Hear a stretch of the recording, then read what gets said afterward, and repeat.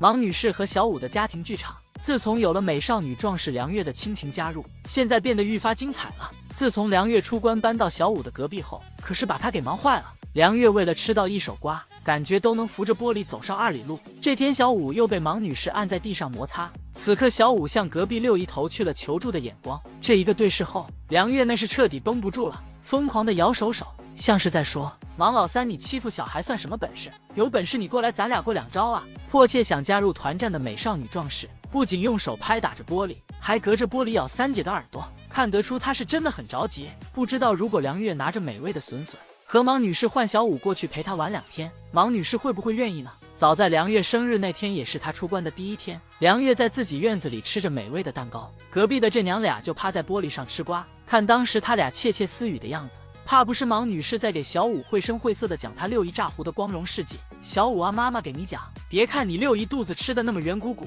里面都是便便，根本就没有宝宝。后来换成梁月每天守着围墙边看三姐带娃，这天为了360度无死角看得清楚些，她甚至一溜烟的爬上了院子里的大树，沿着一根树干往上爬了很高。奶成看了直摇头，第2天就揣着手过来研究包树的方案了。不仅看了往小五院子方向的树枝，也看了往隔壁大姐游泳方向的树枝，估计一方面是怕梁月摔下来伤到，另一方面也害怕梁月会像暮云一样水灵灵的空降到小五的院子里，那到时候场外指导就变成了现场指导，虫洞还不得翻了天。之前兰香兰贵妃住这个院子的时候，奶成就不会有这方面的担忧，毕竟她连走路都懒得走，更何况是爬树呢。而且之前一直都知道梁月很高，但一直也没有具体的参照，直到这天，美少女壮士就这么水灵灵的从内卷走出来了，直立起来，身高接近门框的高度，而且梁月的后肢力量也是真的强大，所以真的特别想看梁月相亲时的纪录片，看一看我们的美少女壮士到底是怎么样手锤一众男雄的。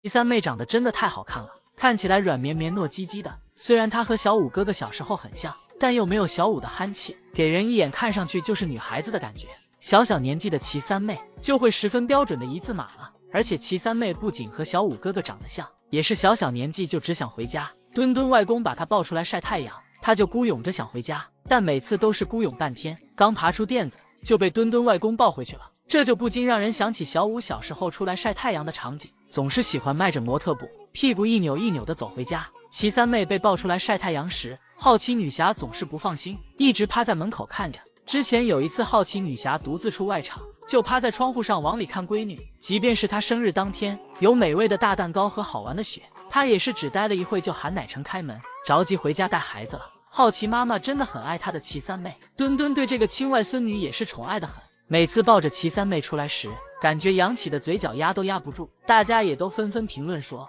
墩墩奶爸再也不用四处打零工了，当年又是照顾于可于爱，又是照顾莽小五的，现在终于有了自己的亲外孙女了，再也不用哪里有活就往哪里搬了。而且墩墩照顾齐三妹时真的很细节，他会把垫子卷起，再伸手去抱齐三妹，这样就不会把齐三妹的垫子踩脏了。看到这一幕，小五不禁流下了伤心的眼泪。墩墩，你还记得大明湖畔的莽小五吗？当年你家好奇相亲回来，你就卷起铺盖毅然决然的走了，还是头也不回的那种。小五还为墩墩的离开难过了好几天呢。虫洞这样也挺好的，每年都有新鲜的宝宝出生，明年应该就轮到梁月、于贝和佳月月了吧？不知道他们哪一个会先传来好消息呢？成给可可爱爱的吊绳玩具上难度了。前2天于爱带绳上树，化解吊绳取果果的难题，事后于可又把麻绳缠绕到高高的树上，反给奶成制作了丰容。兄妹俩的操作不仅让虫洞天团一脸的懵，也成功的惊呆了一众网友。饲养员们给可可爱爱制造的这个难题，非但没有难住兄妹俩，还被他们成功摆了一道。于是网友纷纷喊话，让奶成赶紧学习，要不然虫洞丰容更新的速度就赶不上兄妹俩破解的速度了。奶成也是听劝的，这不第2天一早就给吊绳丰容改造成了 Plus 版本，在吊绳上增加了很多的竹筒，以此来增加吊绳的重量。另外奶成也减少了吊绳的长度，但这些都难不倒于爱，同样可以叼着绳子爬上树，悠哉地躺在树上，把吊绳上的果果全部都收入囊中。于可则是用嘴咬着绳子转了几圈，给大家表演了一波旋转芭蕾，顺便再转掉几根果果。于可于爱的丰容虽然简单，但是感觉都很益智，一根麻绳就能有很多种玩法，而且感觉每一件都很适合于可于爱。2个小家伙精力旺盛，又善于用脑，每一次他们的操作都能刷新大家对大熊猫智商的认知，这就不得不给奶成加鸡腿了。这几天2个小家伙的状态也很饱满，单看于爱摇头晃脑的跑出来，都能被他的快乐所感染。于可能是为了给不远千里赶来看他们的粉丝增加节目，最近总是喜欢偷袭妹妹。于爱坐在小课桌上，正准备吃美味的笋笋，就被飞速冲来的哥哥撞翻在地。于爱一脸的懵，一副我是谁，我在哪里的表情，猪里猪气的模样真的太可爱了。这也告诉了爱姐出来混迟早要还的。当时于可好不容易才从沟里爬上来，就被飞奔而来的于爱又撞进了沟里。不仅如此，他还冲着哥哥嘚瑟的兔子跳。从小就看兄妹俩打打闹闹，一转眼已经是2岁多的小熊熊了。不得不说，这个国庆假期虫洞真的赢麻了。于爱巧妙化解吊绳难题，兄妹俩的聪明冲上热搜，再加上新鲜出炉的齐三妹的软萌可爱也冲上了热搜。这个假期的虫洞妥妥的霸占了热搜榜呀！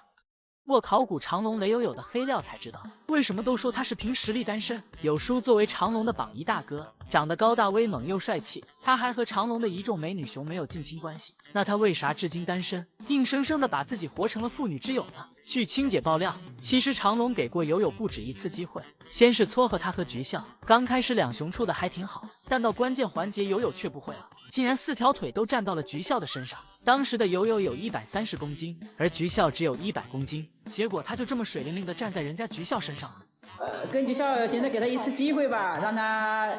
看看能不能交配啊。结果呢，不会，4条腿站到人家菊笑身上，把菊笑给累得哈哧哈哧喘大气。也得亏菊笑脾气好，只是跑开了。要是个脾气暴躁的女熊，高低也得揍他一顿。于是第一次相亲以失败告终。后来长龙还安排过友友和梅青，友友对梅青可以说是一见钟情。梅青从他的场地边经过时，他都会激动不已。结果就是因为太过激动，肚皮一不小心趴到电网上了，把友友吓得一激灵。美女没得到自己还被吓一跳，把友友都给整抑郁了，整天趴在那里不思饮食，1个月暴瘦了9公斤。看到友友对梅青如此喜欢，饲养员后来也安排了他俩相亲。大家都知道梅青更喜欢小鲜肉，对友友并不感兴趣，于是梅青就吼了友友，把友友吓得撒腿就跑。后来梅青不怎么吼他了，他也尝试着靠近梅青，结果梅青一回头又把他给吓跑了。友友的胆子真的比芝麻还小。那换了梅青，那没到梅青跟前呢，梅青凶根本就看不上他。梅青嗷的一声，像狗叫一样，